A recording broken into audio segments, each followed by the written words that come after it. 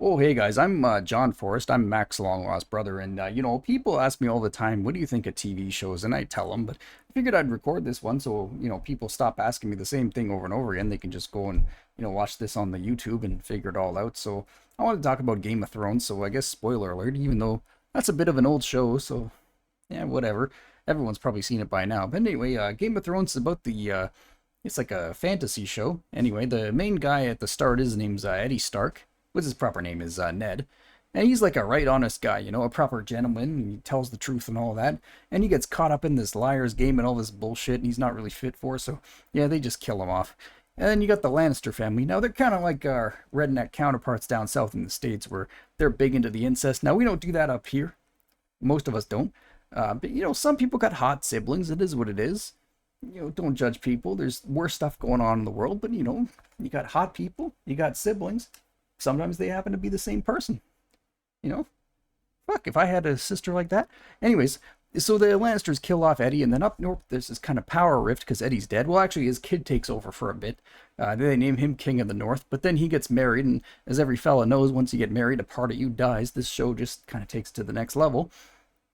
And then there's the actual power rift up north because nobody's really in charge anymore. All the other kids went every which way. So, you got these islanders who want to take over, and you also got the bannermen of the Starks who want to take over for their own. What are their names?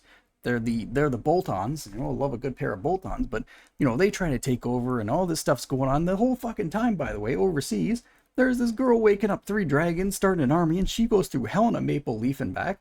And eventually she gets her shit settled and comes back overseas to the mainland, I guess you call it. That's way at the end, though. So yeah, the Starks are all fighting over everything, and then the one Stark boy goes up north, comes back down south, takes over for his family's lands. He beats the Boltons and gets control of everything, and then an overseas girl comes and meets him. They find out they're related, immediately start banging, just like that. And, I don't blame him or her. They're both good-looking people.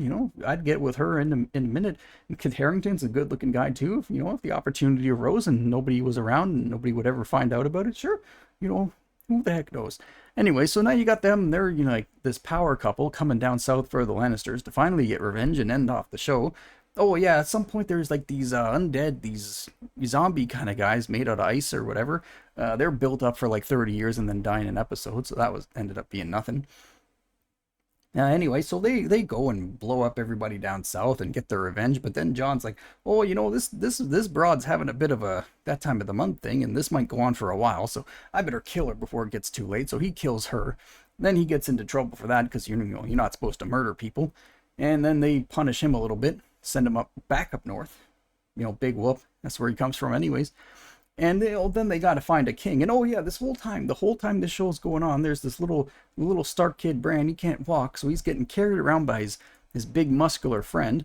Big muscular friend carries him around for years and years and years. And then at the first possible moment, Bran sacrifices the big muscular guy and just lets him die. Big sad moment. Dickhead Bran just sacrifices him right away. And then they name him king because apparently that's the best story. That is the best story of any living person in the whole kingdoms, is somebody who got carried around by their friend and then sacrificed him. So what a shithole place to live in. There's not like one decent guy who just lived on his farm and once in a while, I don't know, played card games or something. Or do they even have cards? I don't know. But there's no just normal honest people. Everybody did worse than sacrificing their friend. Anyway, he gets named the king, and that's the end of the show. There's other stuff that went on, but that's the main beans of it there. And yeah, that's about it. Thanks for watching. I'll see you guys in the next episode if there is another one. Who knows? Anyway, take it easy.